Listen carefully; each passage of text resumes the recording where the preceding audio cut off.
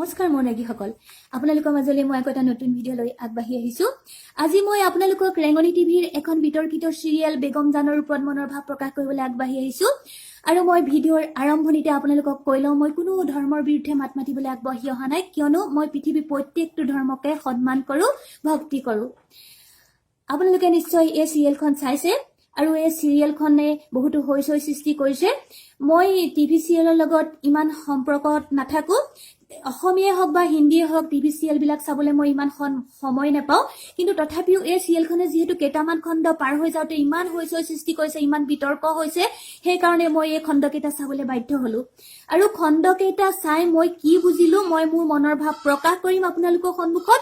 আৰু আপোনালোকক এটা বিনম্ৰ অনুৰোধ কৰি লওঁ, আপোনালোকে যাতে মোৰ ভিডিঅ'টো শেষলৈকে চাইহে যিকোনো মন্তব্য প্ৰকাশ কৰে আৰু আপোনালোকে সমালোচনা কৰিব, কিন্তু গঠনমূলক সমালোচনা যাতে কৰে, মই তাৰে অনুৰোধ জনালো।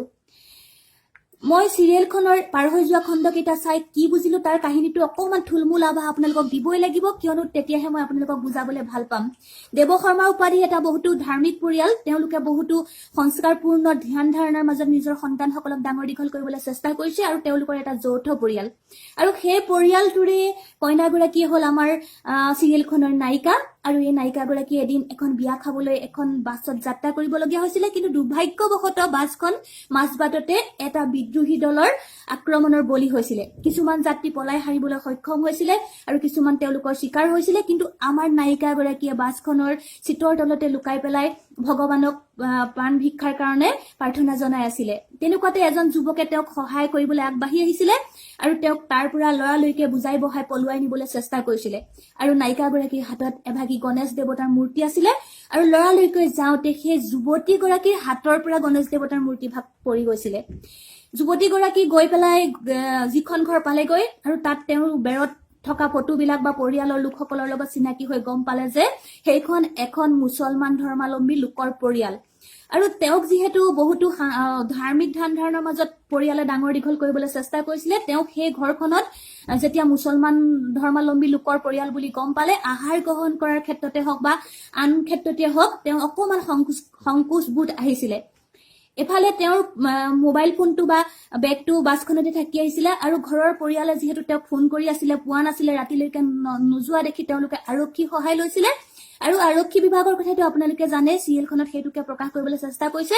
তেওঁলোকে যিকোনো কথা কৈ পেলাই সময় নষ্ট কৰি আছিলে, আৰু তেওঁলোকক কৈ পঠাইছিলে যে আপোনাৰ যিহেতু জীয়ৰী ছোৱালী কোনোবা যুৱকলে পলাই গল। আৰু তেওঁলোকৰ ঘৰৰ পৰিয়ালে গাঁৱৰ মানুহখিনিও গোট খাই আছিলে, গৈ পেলাই কলেগৈ যে আৰক্ষী বিভাগে কৈ পঠিয়াইছে আমাৰ কইনা জনী হেনো কোনোবা যুৱকলৈ পলাই গল। আৰু সকলোৱে সেই কথাটোকে বিশ্বাস কৰিছিল, আৰু তেওঁলোকে যিকোনো আপোনালোকে গাঁৱৰ মানুহৰ কথা জানে, তেওঁলোকে যিকোনো চৰ্চা কৰিবলৈ আৰম্ভ কৰি দিছিলে, বা কইনা গৰাকীৰ মাতৃয়েও কান্দিবলৈ বা শোক প্ৰকাশ কৰিবলৈ বাধ্য হৈছিলে। আৰু এনেকৈ চিৰিয়েলখন আগবাঢ়ি গৈছিলে। কিন্তু মই যিকেইটা খণ্ড চালো, ইয়াত বিতৰ্ক কৰিব লগা একো মই দেখা পোৱা নাই। আৰু কিছুমানে যিখিনি দেখুৱাই আছে চিৰিয়েলখনত, বুৰ্খা পিন্ধাক লৈ বা সেন্দুৰ লৈছে কিন্তু বুৰ্খা পিন্ধিছে, বা গণেশ দেৱতাৰ মূৰ্তি ভাগ দলিয়াই দিয়া আদিক লৈ বিতৰ্ক কৰিছে। মই তেওঁলোকক লৈ পেলাই আজি কিছুমান কথা কবলৈ আগবাঢ়ি আহিছো।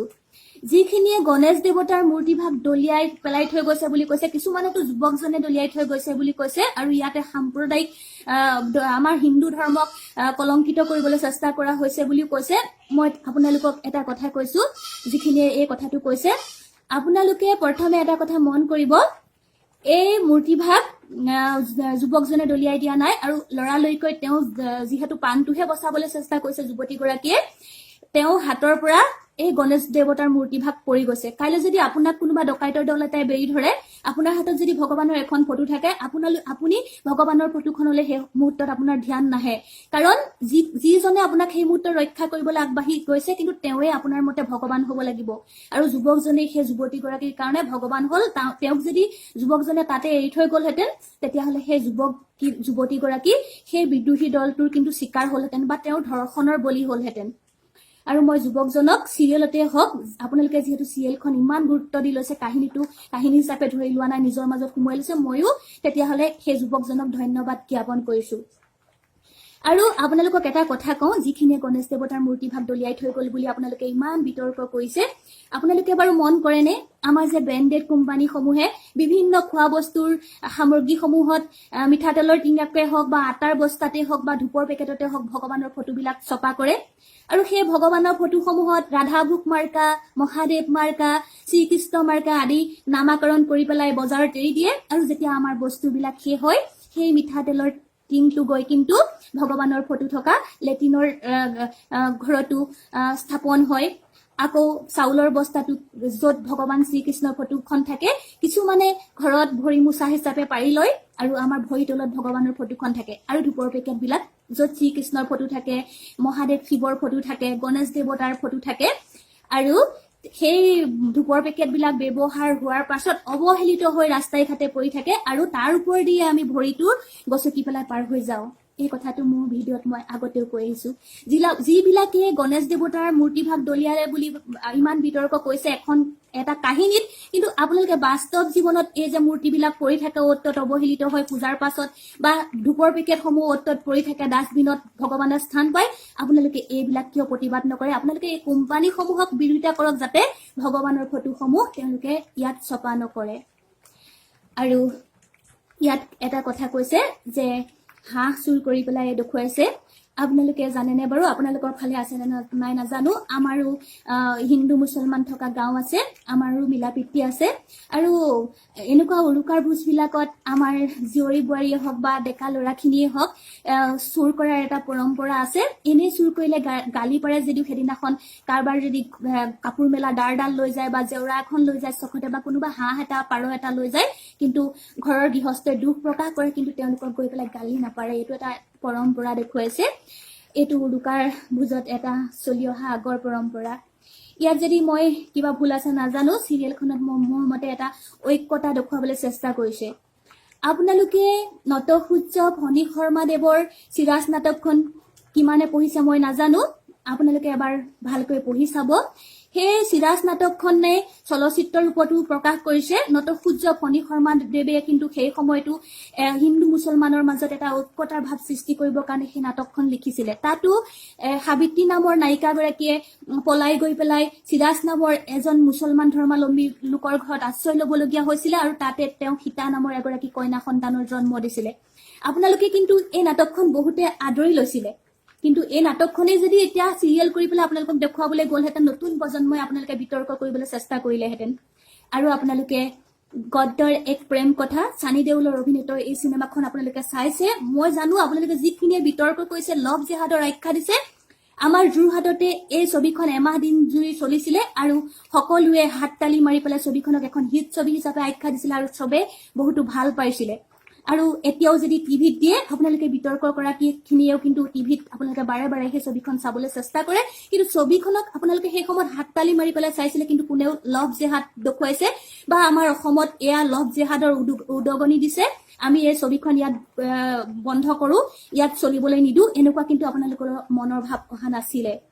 আৰু ধৰি লৈছো আপোনালোকে ভাবি লওক যে গদ্যৰ এক প্ৰেম কথা বুলিয়ে চিনেমাখন আমাৰ অসমত অনুবাদ কৰি পেলাই আকৌ আমাৰ অসমীয়াত ৰূপত দিবলৈ চেষ্টা কৰিলে আপোনালোকে কি বিৰোধিতা কৰিব নেকি? নিশ্চয় আপোনালোকে নকৰে, মই জানো। আৰু এই চিৰিয়েলখনো এনেকুৱাই। সেই চিৰিয়েলখনৰ নায়িকাগৰাকীয়েও এটা ফেচবুক পোষ্ট দিছে যে আপোনালোকে লভ জেহাদ বুলি কিয় কৈছে একো নজনাকৈ।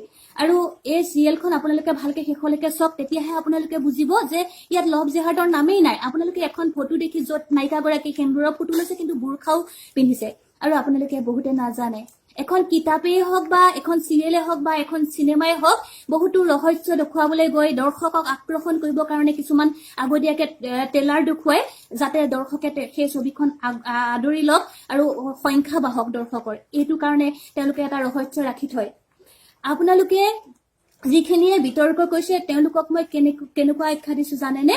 সেইসকল লোকে এটা ভিডিঅ' নোচোৱাকৈ বেয়া কমেণ্ট কৰা নিচিনা লোক, আৰু তেওঁলোকে ভিডিঅ'ৰ থাম্বনেইলটো দেখিয়েই তেওঁলোকে যিকোনো যে কমেণ্ট কৰে তেনেকুৱা ধৰণৰ লোক। আপোনালোকে এখন কিতাপৰ বেটুপাতটো চাই পেলাই মন্তব্য দিবনে? কিতাপখন শেষলৈকে পঢ়ি পেলাই কাহিনীটোৰ ওপৰত সমালোচনা কৰিব? আপোনালোকে মোক কওকচোন। মই আপোনালোকক বিনম্ৰ অনুৰোধ জনাইছো যিহেতু চিৰিয়েলখনৰ কাহিনীকাৰে হওক বা নায়িকাই হওক চিৰিয়েলখনৰ কলা কুশলী হওক সকলো যিহেতু হিন্দু তেওঁলোকে নিশ্চয় আমাৰ হিন্দু ধৰ্মটোক জনমানসত হে প্ৰতিপন্ন কৰিবলৈ আগবাঢ়ি অহা নাই মোৰ মতে চিৰিয়েলখনত এটা বহুতো ভাল বাৰ্তা দিবলৈ চেষ্টা কৰিছে আৰু লভ জিহাদ মই লভ জিহাদ কাক কওঁ জানেনে আপোনালোকে কাক কয় নাজানো মোৰ মতে ধৰি লৈছো এজন মুছলমান ধৰ্মাৱলম্বী লোকে নিজৰ পৰিচয় লুকুৱাই ৰাখি হিন্দুৰ নাম লৈ এজনী হিন্দু ছোৱালীক পলুৱাই আনে মোৰ মতে সেইটোহে লভ জিহাদ কিন্তু যুৱতীগৰাকী যদি গম পায় যে যুৱকজন মুছলমান ধৰ্মাৱলম্বী লোক আৰু তেওঁলোকৰ মনৰ মিল হৈ পেলাই তেওঁলোকৰ বিয়া হয় তাক কিন্তু লভ জিহাদ মোৰ মতে নকয় বুলি মই ভাবো আপোনালোকে কি ভাবে নাজানো আৰু আপোনালোকে যিখিনিয়ে লভ জিহাদৰ উদগনি দিছে বুলি চিৰিয়েলখন বন্ধ কৰিবলৈ কৈছে আপোনালোকে জানেনে বাৰু আমাৰ অসমীয়া কলা সংস্কৃতিৰ জগতৰ লগত জড়িত এনেকুৱা বহুতো সেলিব্ৰিটিয়ে এনেকুৱা বিভিন্ন ধৰ্মাৱলম্বী লোকৰ লগত বিবাহত আবদ্ধ হৈ পেলাই সমাজত মূৰ দাঙি থিয় দি আছে আৰু তেওঁলোকক আমি কিন্তু মহান আখ্যাহে দিছিলো তেওঁলোকক কাহানিও আমি লভ জিহাদৰ উদগনি দিছে বুলি সমালোচনা কৰিবলৈ আগবাঢ়ি যোৱা নাই কিয়নো তেওঁলোক ডাঙৰ মানুহ আৰু আপোনালোকে তেওঁলোকক সমালোচনা কৰিব নোৱাৰে এই চিৰিয়েলখন আৰম্ভ হৈছেহে এটা ৰহস্যৰ মাজত আপোনালোকে থাকিব লাগে যে চিৰিয়েলখন কি হ'ব বাৰু কাহিনীটো আৰু এখন চাওঁচোন আৰু এটা খণ্ড চাওঁচোন আপোনালোকে তেনেকৈ ভাবিব লাগে আৰু আপোনালোকে কিছুমান বিতৰ্ক কৰি পেলাই সাম্প্ৰদায়িক সংঘৰ্ষৰ সৃষ্টি কৰিবলৈ চেষ্টা নকৰিব আৰু তেওঁ যিহেতু চিৰিয়েলখনৰ প্ৰযোজক পৰিচালক সকলোৱে আপোনালোকক এটা মন্তব্য দিছে ছ'চিয়েল মিডিয়াৰ যোগেদি নিউজ চেনেলৰ যোগেদি আপোনালোকে তেওঁলোকক বুজিবলৈ চেষ্টা কৰক বাবু বৰুৱাৰ এটা সময়ত মাজুলী গাভৰু নামৰ এটা গান আহিছিলে সেই গানটো বহুত ভাল পাইছিলো কিন্তু তাত যিখিনি ছবি দেখুৱাইছিলে মাজুলী কলা সংস্কৃতিক কিছুমান ব্ৰিকেট ৰূপত প্ৰকাশ কৰিবলৈ চেষ্টা কৰিছিল তেতিয়া কিন্তু মই বিতৰ্ক কৰিছিলো যদি এই চিৰিয়েলখনত কেইটামান খণ্ড চাম সঁচাকৈ যদি আমাৰ হিন্দু ধৰ্মক জনমানসত হে প্ৰতিপন্ন কৰিবলৈ চেষ্টা কৰিছে তেতিয়াহ'লে ময়ো বিতৰ্ক কৰিম বিতৰ্ক নকৰা নহয় কিন্তু মই কিতাপ এখনৰ বেটুপাত চাই বিতৰ্ক কৰা মানুহ নহয় বা সমালোচনা কৰা মানুহ নহয় মই কিতাপখনৰ কাহিনীটো শেষলৈকে বুজিম তাৰ পাছতহে মই এটা গঠনমূলক মতামত আগবঢ়াম আপোনালোককো মই এইটোকে কৈছো আপোনালোকে চিৰিয়েলখন চাওক আমি যদি অসমীয়া কিবা এটা বস্তু আহোঁতেই এনেকৈ আমি মাছ ভাততে বাধা দিওঁ তেতিয়াহ'লে আমাৰ অসমীয়া চলচ্চিত্ৰ জগতখনে বাৰু এনেকৈ আগবাঢ়ি যাব পাৰিবনে আমাৰ অসমীয়া কৃষ্টি সংস্কৃতিবিলাক বাৰু জীয়াই থাকিবনে আমি তেওঁলোকক উৎসাহিত কৰিব লাগে আৰু আপোনালোকক মই অনুৰোধ জনাইছো আপোনালোকে কমেন্টবিলাক মই চাওঁ বহুতো বেয়া কমেন্ট কৰে হিন্দুৱে মুছলমানক বেয়া কমেন্ট কৰিছে মুছলমানে হিন্দুক বেয়া কমেন্ট কৰিছে আপোনালোকে এই কমেন্টবিলাক নকৰিব আপোনালোকে ভালকৈ জীয়াই থাকিবলৈ চেষ্টা কৰক আৰু মই আগতেও কৈছো এতিয়াও আপোনালোকক কৈছো আপোনালোকে যেতিয়া হস্পিটেলত আপোনালোক পৰি আছে আপোনালোকে ব্লাড বেংকৰ পৰা টেষ্ট ল'ব লগা হয় তেতিয়া আপোনালোকে বাৰু সোধেনে যে এয়া হিন্দুৰ টেষ্ট নে মুছলমানৰ টেষ্ট আৰু আপোনালোকক এটা মই অনুৰোধ জনাইছো আপোনালোকে যেতিয়া কোনোবা এটা এক্সিডেণ্টেই হওক বা কিবাই হওক কোনোবা পৰি থকা দেখিব বা অসহায়জনক দেখিব আপোনালোকে প্ৰশ্ন নকৰিব আপুনি হিন্দু নে মুছলমান আপুনি শিখ নে খ্ৰীষ্টিয়ান এইবিলাক প্ৰশ্ন নকৰিব আপোনালোকে তেওঁলোকক সহায় কৰিবলৈ চেষ্টা কৰিব আপোনালোকে এইবিলাক প্ৰশ্ন কৰোঁতে বা পুলিচ অহালে বাট চাই থাকোঁতে আপোনালোকে যেতিয়া হস্পিটেলত তেওঁক নিয়ে তেতিয়া ডাক্তৰে কৈ দিয়ে যে 5 মিনিটৰ আগত অহাহেঁতেন তেখেতক বচাব পাৰিলোহেঁতেন এতিয়া কিন্তু আমাৰ হাতত নাই সেইকাৰণে মই আপোনালোকক বিনম্ৰ অনুৰোধ জনাইছো আপোনালোকে ভালকৈ কিবা এটা চাব বুজিবলৈ চেষ্টা কৰিব কিবা এটা আগবাঢ়ি আহোঁতে আপোনালোকে বিতৰ্ক কৰিবলৈ চেষ্টা নকৰিব আচলতে কবি নীলিম কুমাৰ দেৱৰ কবিতাটোৱে বহুতো বিতৰ্কৰ সৃষ্টি কৰিছিলে কিন্তু তেওঁ আমাক অসমীয়া সমাজখনত এখন অসুস্থ চিটিবাছৰ লগত তুলনা কৰিছিলে কিন্তু এইবিলাক দেখি মই সঁচাকৈ ভাবিছো আমাৰ অসমীয়া সমাজখন এখন অসুস্থ চিটিবাছ নেকি এই চিটিবাছখনক আগবঢ়াই নিবলৈ সঁচাকৈ এজন ভাল সুদক্ষ চালকৰ আজি অভাৱ হৈছে নেকি মোৰ এনেকুৱাহে ভাৱ হৈছে আপোনালোকক আজি মই ইমানতে ভিডিঅ'টো সামৰণি মাৰিছো আপোনালোকে মোৰ মতে বুজিবলৈ চেষ্টা কৰিব আৰু আপোনালোকৰ মতামতবিলাক মোক কমেন্ট বক্সৰ জৰিয়তে আঙুলিয়াই দিব বুলি মই আশা ৰাখিলো ধন্যবাদ